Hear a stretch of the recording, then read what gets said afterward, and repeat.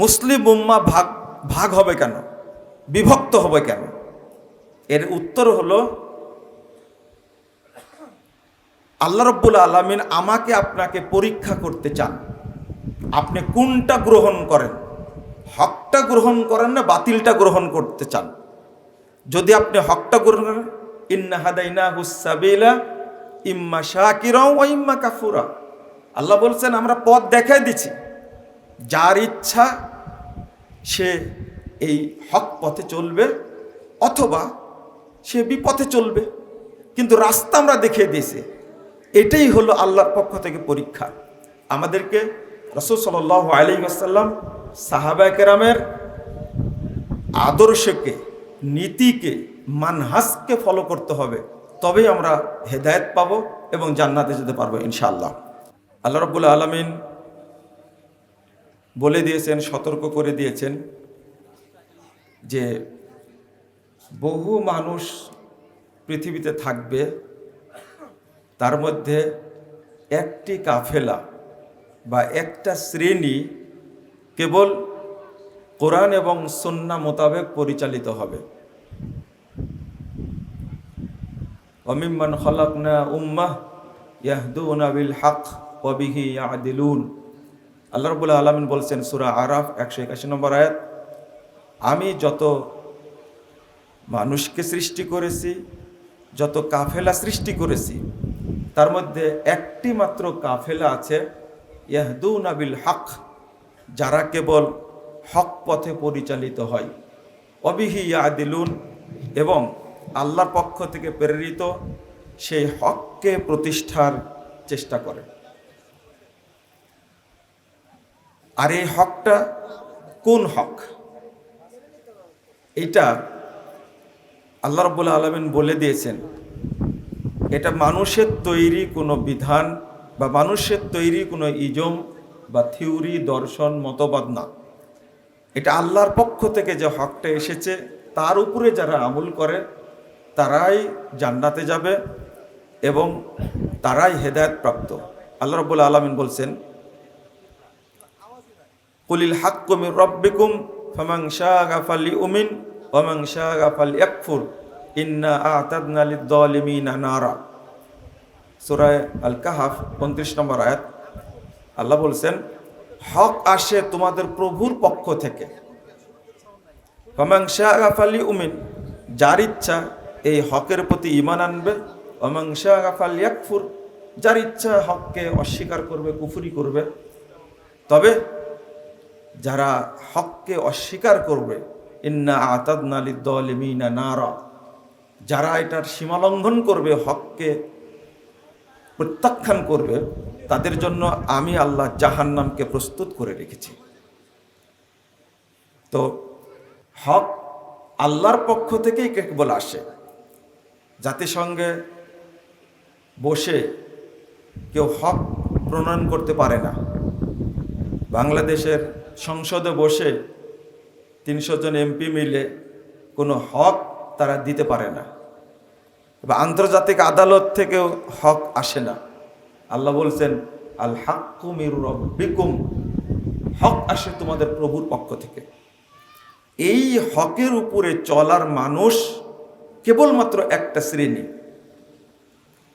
আমরা রাসূলুল্লাহ সাল্লাল্লাহু আলাইহি ওয়াসাল্লামের হাদিসের দিকে দৃষ্টি দিলে দেখতে পাই, আল্লাহ রাসূল সাল্লাল্লাহু আলাইহি ওয়াসাল্লাম একদিন সাহাবীদের সামনে একটা দাগ টানলেন।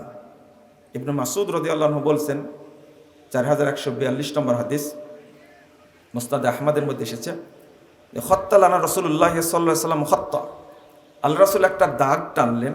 টানার পরে বলছেন হাদা সাবিলুল্লাহ, এইটা আল্লাহর রাস্তা। সুম্মা খত্তা খুতুতান আন ইয়ামিনিহি ওয়ান শিমালি, অতঃপর রাসূল সাল্লাল্লাহু আলাইহি ওয়াসাল্লাম ওই দাগটার, ওই রেখাটার, সোজা দাগটার ডাইনে এবং বামে অনেক রেখা টানলেন। এরপরে বলছেন ওয়াহাদিহি সুবুলুন আলা কুল্লি সাবিল শাইতান ইয়াদউ ইলাইহি, এই প্রত্যেকটা রাস্তায় শয়তান বসে আছে, সে তার দিকে ডাকছে। এরপরে রাসূল সাল্লাল্লাহু আলাইহি সাল্লাম কি করলেন? ফাওয়াদা ইয়াদাল ইয়ামনা আলাল আওসাত, আল্লাহ রাসূল তার ডান হাতটা সোজা রেখাটার উপরে রাখলেন, রাখার পরে বলছেন ওয়া আন্না হাদা সিরাতি, নিশ্চয় এই সোজা রাস্তাটি আমার রাস্তা। ওয়া আন্না হাদা সিরাতি, এই সোজা রাস্তাটি আমার রাস্তা। ফাত্তাবিউহু, তোমরা এই রাস্তারই অনুসরণ করো। ওয়ালা তাত্তাবিউস সুবুল, অন্যান্য রাস্তার অনুসরণ করো না। ফাতাফাররাকা বিকুম আন সাবিলি, যদি অন্যান্য রাস্তায় চলতে যাও তাহলে এই সিরাতে মুস্তাকিম জান্নাতের পথ থেকে তোমরা বিচ্যুত হয়ে যাবে। যালিকা ওয়াসাকুম বিহি, এটা আল্লাহর পক্ষ থেকে ওসিয়ত। লাআল্লাকুম তাত্তাকুন, তোমরা যেন এই ভ্রান্ত পথগুলো থেকে সাবধান থাকো, সতর্ক থাকো। লাআল্লাকুম তাত্তাকুন আনিল ফিরাকিদ দাল্লাহ ওয়াল বাতিলা। সাহাবায়ে কেরাম বলছেন, আল্লাহ রাসূল বলছেন, আল্লাহ রাব্বুল আলামিন সতর্ক করছেন যে যত বাতিল ফেরকা আছে, যত পথভ্রষ্ট ফেরকা আছে, সেইগুলো থেকে তোমরা যেন সতর্ক থাকো। আল্লাহ এই জন্য শেষে বাক্যটা বলছেন যালিকুম ওয়াসাকুম বিহি, এটা আল্লাহর পক্ষ থেকে তোমাদের জন্য ওসিয়ত। বন্ধুরা আমার, এখানে অনেক ফলাফল বেরিয়ে আসে। তার মধ্যে একটা হাদিস এসেছে তিরমিজির মধ্যে, হাদিসের সনদ সহিহ,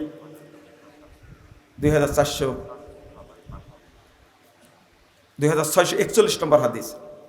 আল্লাহ রাসূল সাল্লাল্লাহু আলাইহি ওয়াসাল্লাম বললেন, বানী ইসরাইলরা বিভক্ত হয়েছিল 72 দলে। ওয়াতাফতারিকু উম্মতি আলা সালাসাতি ওয়াসাবিনা মিল্লাহ, আমার উম্মত বিভক্ত হবে 73 দলে। কুল্লুহুম ফিন্নার, এই 73 দলের একটি ব্যতীত বাকি সবাই জাহান্নামে যাবে। নাউযুবিল্লাহ। সাহাবা একরাম জিজ্ঞেস করলেন, কলমান হে ইয়া রাসূলুল্লাহ, আল্লাহ রাসূল ওই জান্নাতি দল কোনটা? রাসূলুল্লাহ সাল্লাল্লাহু আলাইহি ওয়াসাল্লাম বললেন, মা আনা আলাইহিল ইয়াউমা ওয়া আসহাবি। মুস্তাদরাক হাকিমের ইবারত হলো মা আনা আলাইহিল ইয়াউমা, আজকের দিনে আমি এবং আমার সাহাবীরা যে নীতির উপরে আছি, এই নীতির উপরে যারা থাকবে তারাই জান্নাতি। বলুন আলহামদুলিল্লাহ। এটাকেই বলা হয় মানহাজুস সালাফ। সালাফদের মানহাজ যারা, নীতিকে যারা আঁকড়ে ধরে থাকে যুগ যুগ ধরে, তারাই জান্নাতি। এই জন্য আমাদের পরিচয়, আমরা আহলুল হাদিস, আমরা সালাফি। সালাফি মানে যারা রাসূল সাল্লাল্লাহু আলাইহি ওয়াসাল্লাম, সাহাবায়ে কেরাম, তাবেঈনে ইজম, তাদের নীতিকে আঁকড়ে ধরে থাকে, তারাই হলো সালাফি। বন্ধুরা আমার, এই সংক্ষিপ্ত আলোচনায় পরিষ্কার হয়ে গেছে। একটা প্রশ্ন থাকতে পারে আপনাদের কাছে, সেটা হলো মুসলিম উম্মাহ ভাগ হবে কেন, বিভক্ত হবে কেন? এর উত্তর হলো আল্লাহ রাব্বুল আলামিন আমাকে আপনাকে পরীক্ষা করতে চান, আপনি কোনটা গ্রহণ করেন, হকটা গ্রহণ করেন না বাতিলটা গ্রহণ করতে চান। যদি আপনি হকটা গ্রহণ করেন, ইন্না হাদাইনাহুস সাবিলা ইম্মা শাকিরা ওয়া ইম্মা কাফুরা, আল্লাহ বলছেন আমরা পথ দেখাই দিচ্ছি, যার ইচ্ছা সে এই হক পথে চলবে অথবা সে বিপথে চলবে, কিন্তু রাস্তা আমরা দেখিয়ে দিয়েছি। এটাই হলো আল্লাহর পক্ষ থেকে পরীক্ষা। আমাদেরকে রাসূল সাল্লাল্লাহু আলাইহি ওয়াসাল্লাম, সাহাবায়ে কেরামের আদর্শকে, নীতিকে, মানহাজকে ফলো করতে হবে, তবেই আমরা হেদায়েত পাবো এবং জান্নাতে যেতে পারবো ইনশাআল্লাহ। এখন প্রথম যে ভাগটা হয়েছিল সেটা হলো 4টা ভাগ হয়েছিল।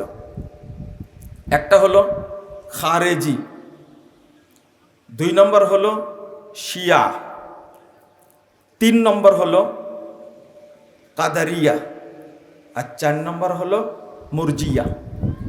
ইমাম ইবনে তাইমিয়া রাহিমাহুল্লাহ তিনি আব্দুল্লাহ ইবনে মুবারক, বিখ্যাত তাবেঈ, তার কথাটা উল্লেখ করে এই 4টা দল মূলত প্রথম সৃষ্টি হয়েছে এবং এই 4টা দলের মধ্যে একজনকেও জান্নাতি কাউকে পাবেন না।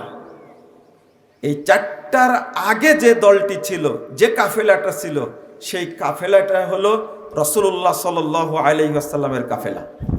তারাই হলেন সাহাবা কেরাম, এরপরে তাবেঈন ইজম, এরপরে তাবে তাবেঈন, এরপরে আহলুস সুন্নাহ ওয়াল জামা বা সালাফি বা আহলুল হাদিস, আসহাবুল হাদিস।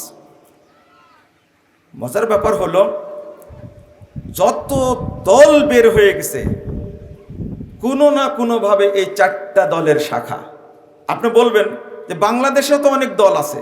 জি, বাংলাদেশে অনেক দল আছে যারা ভ্রান্ত, পথভ্রষ্ট। এই চারটার সাথে মিল আছে, হয় তারা খারেজি, নইলে তারা শিয়া, নয় তারা মুরজিয়া, না হলে কাদরিয়া। এই চারটা দলের সংক্ষিপ্ত পরিচয় রাসূলুল্লাহ সাল্লাল্লাহু আলাইহি ওয়াসাল্লাম বলছেন, আল খাওয়ারিজ কিলাবু মিনান নার, 190 নম্বর হাদিস, ইবনে মাজার মধ্যে এসেছে। যারা খারেজি হবে, রাসূল সাল্লাল্লাহু আলাইহি ওয়াসাল্লাম বলছেন তারা জাহান্নামের কুকুর হবে। নাউযুবিল্লাহ, আস্তাগফিরুল্লাহ। 2, শিয়া। রাসূল সাল্লাল্লাহু আলাইহি ওয়াসাল্লাম বলে গেছেন যে আমার পরিবার নিয়ে সর্বপ্রথম পূর্ব দিক থেকে একটা কাফেলা বের হবে। সর্বপ্রথম আমার পরিবার নিয়ে তারা বিতর্ক তৈরি করবে। এই ইঙ্গিতটাই দিয়েছিলেন ইরাক এবং ইরানের দিকে, এবং শুরুই করেছে তারা মুহাম্মদুর রাসূলুল্লাহ সাল্লাল্লাহু আলাইহি ওয়াসাল্লামের পরিবার নিয়ে বিতর্ক। মা আয়েশা নিয়ে বিতর্ক, যিনি আল্লাহ রাসূলের স্ত্রী, আবু বকর সিদ্দিক রাদিয়াল্লাহু আনহুর মেয়ে। আবার হাফসাকে নিয়ে বিতর্ক, রাসূল সাল্লাল্লাহু আলাইহি ওয়াসাল্লামের স্ত্রী, দ্বিতীয় খলিফা ওমর রাদিয়াল্লাহু আনহুর মেয়ে। এরা জাহান্নামী। 3, একটা থাকলো কাদারিয়া আর একটা মুরজিয়া। একই হাদিসের মধ্যে বলেছেন, রাসূল সাল্লাল্লাহু আলাইহি ওয়াসাল্লাম বলছেন, সিনতান মিন আহলিন নার লা ইয়ারিদানা আলাইয়াল হাউদা ওয়া লা ইয়াদখুলানিল জান্নাহ, আল মুরজিয়া ওয়াল কাদারিয়া।